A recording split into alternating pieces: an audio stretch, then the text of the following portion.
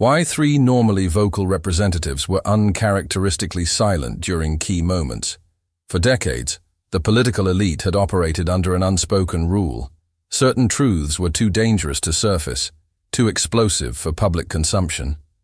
They built labyrinths of redactions, armies of crisis managers, and an entire ecosystem designed to protect the powerful from accountability.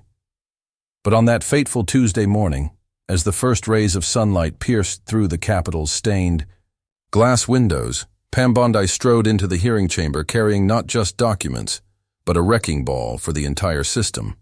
The air grew thick with anticipation as staffers exchanged nervous glances, reporters fumbled with their recording devices, and even the most jaded political operatives leaned forward in their seats. What happened next wasn't just a hearing. It was the political equivalent of a seismic event, one that would send shockwaves through every corridor of power in Washington.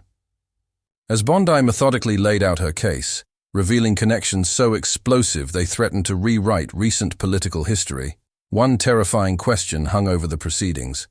How many other earth-shattering truths remain buried beneath layers of bureaucratic obfuscation and legal privilege? The unraveling. A moment-by-moment account of Washington's reckoning.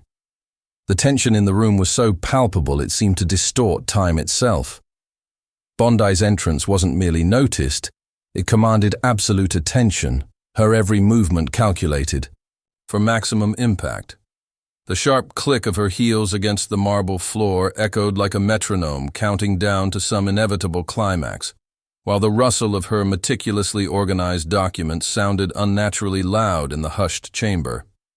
Across the mahogany table, Hillary Clinton's legal team maintained their practiced masks of professional detachment, but their body language betrayed them, the subtle tightening around their eyes, the barely perceptible shifts in posture, the way their pens hovered over legal pads without actually writing anything.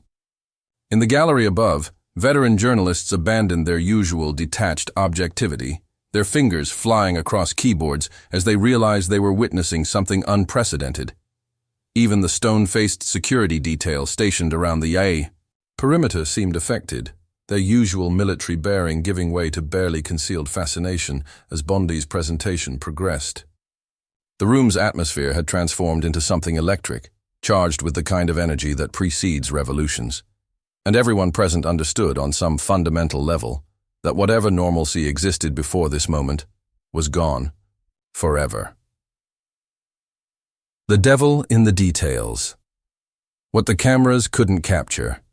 While television networks broadcast the hearing to millions of living rooms across America, the most telling moments occurred outside the camera's frame. The production trucks parked outside the Capitol couldn't capture how the temperature in the room seemed to fluctuate with each new revelation, how the air grew stiflingly hot during particularly damning exchanges, then chillingly cold during moments of stunned silence. The microphones didn't pick up the barely audible gasp from a junior staffer when Bondi referenced a previously unknown meeting between key figures, or the way a veteran senator's hands trembled slightly as he reviewed a document passed to him by an aide.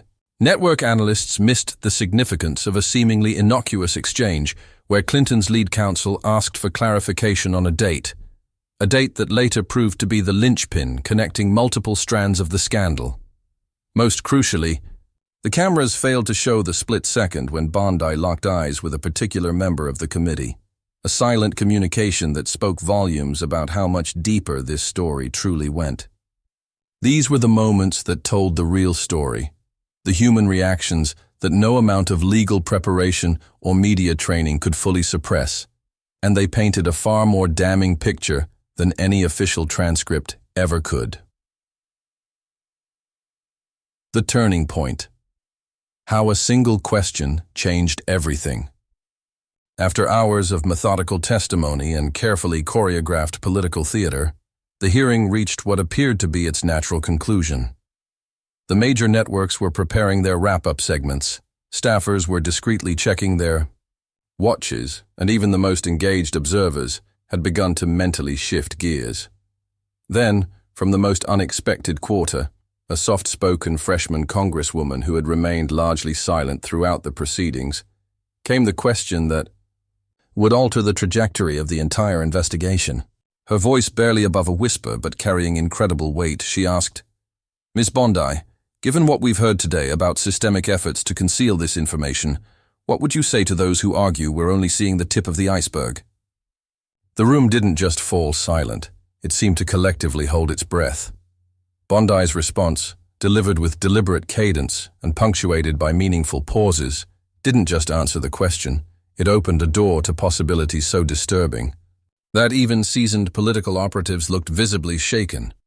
In that moment, the hearing transformed from a political event into something far more significant, a genuine inflection point in American history, where the carefully constructed narratives of the powerful collided head-on with unvarnished truth. The ripple effect, how a single hearing shook the nation. In the days and weeks that followed, the aftershocks of Bondi's testimony spread far beyond the Beltway bubble. In corporate boardrooms from Wall Street to Silicon Valley, executives hastily convened emergency meetings to assess potential exposure. University classrooms became impromptu debate halls as professors abandoned lesson plans to discuss the implications with students. Small-town diners and big-city coffee shops alike buzzed with heated conversations, often between people who had never previously engaged with politics.